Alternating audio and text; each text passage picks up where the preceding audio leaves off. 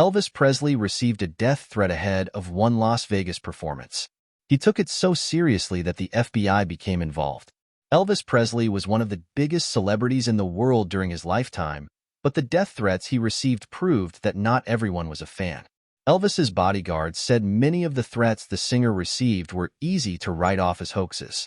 Sometimes, though, they took them quite seriously.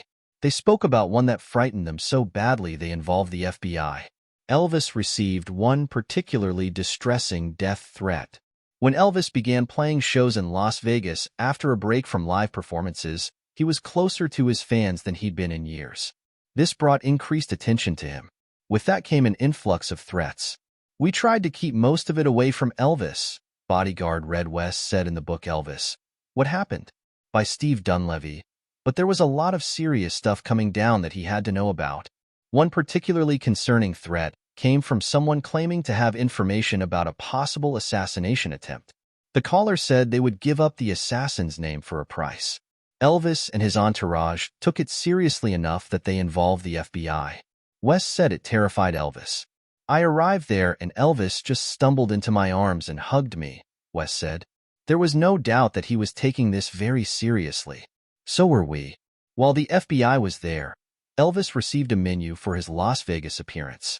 Someone had drawn a gun pointed at the picture of Elvis and written the message, "Guess who and where?"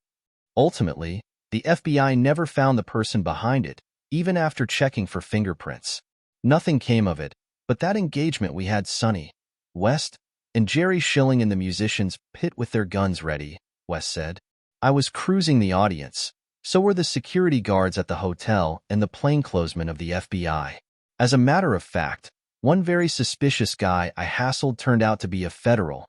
Elvis received another concerning death threat during a performance. 2 years later, Elvis was on stage when the venue's maitre d' learned that there was a woman in the audience with a gun. The bodyguards quickly moved to protect the singer without having to end the performance.